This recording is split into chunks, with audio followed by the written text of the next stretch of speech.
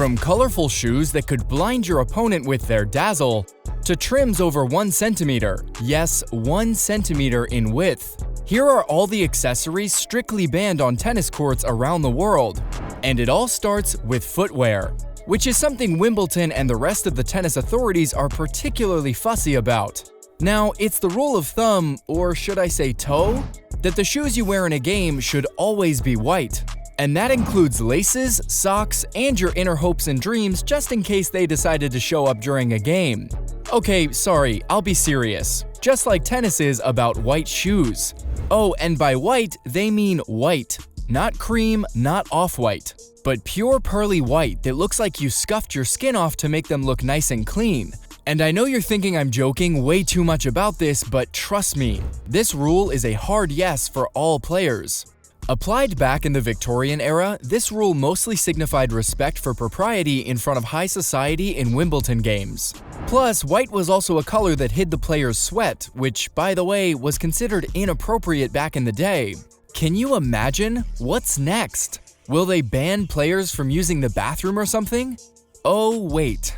Anyway, even though Wimbledon is pretty stingy with their rules, modern players don't really need to adhere to the all-white footwear code, at least in non-Wimbledon games.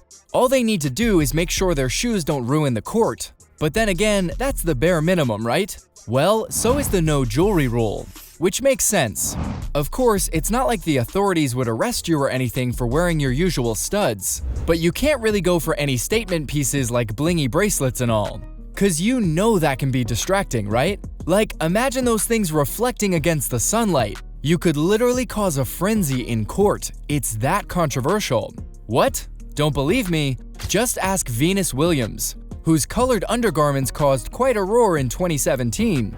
Or, you know, quite a whisper considering how silent those games can be. Anyway, Williams' incident happened in her game against Elise Mertens. And you'd think the authorities would let her be considering her contributions to the game, right? But that isn't true. Wimbledon really is a stickler for rules because midway through the game, she was asked to change her pink bra.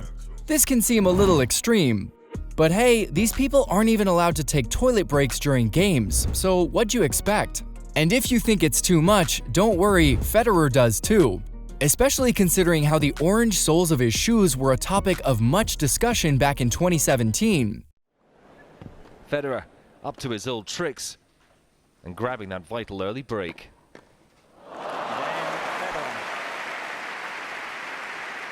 The Romanian looked rattled and was struggling to come to terms with the champion.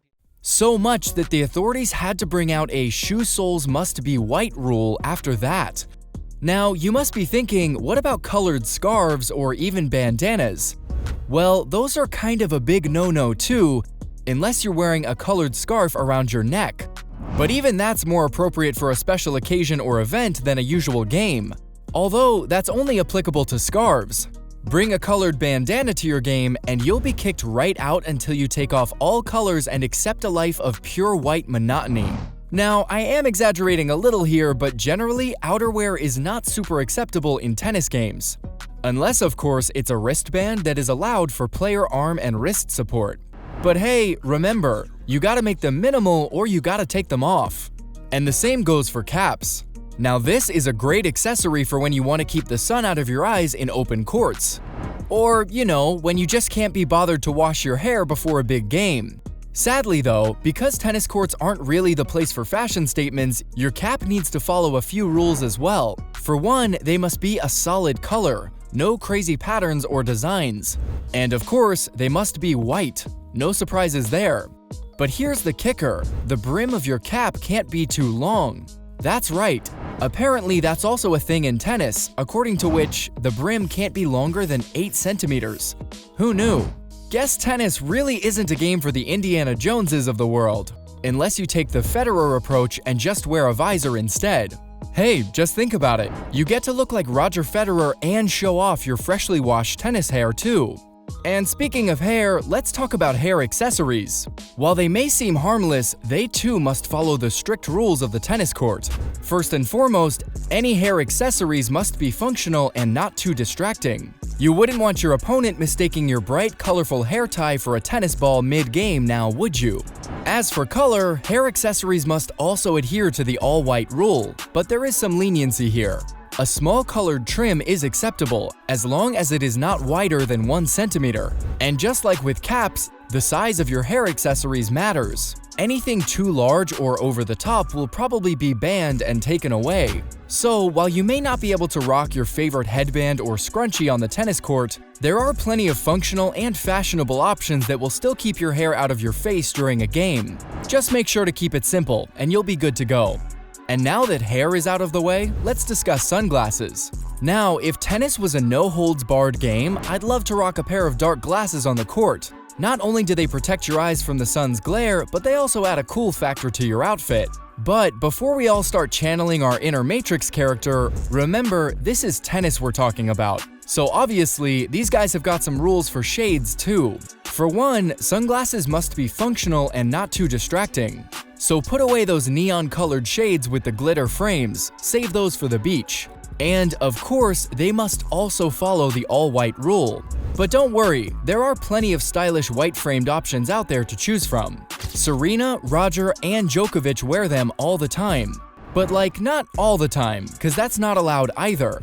According to the official rules, they must be removed during play. So if you want to keep that ball in sight and avoid a fault, you'll have to take them off. But don't worry, you can always wear them during breaks when you're off the court, showing off your ace fashion sense. Just make sure they're not too big and you'll be serving up style and protection in no time.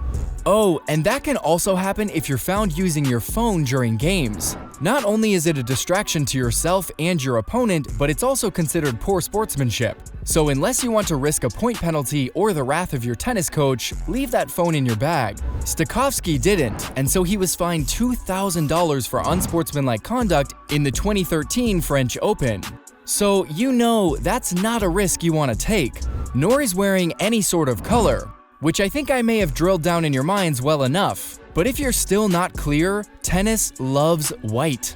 And that's why any color you wear needs to either be super minimal or should be a simple trim that's only 1 centimeter wide, including shirts, caps, bands, you name it. Now, of course, the reason's clear. Colors are bad for propriety, as I told you earlier. But hearing this rule just makes me feel like tennis authorities are now just messing with players at this point.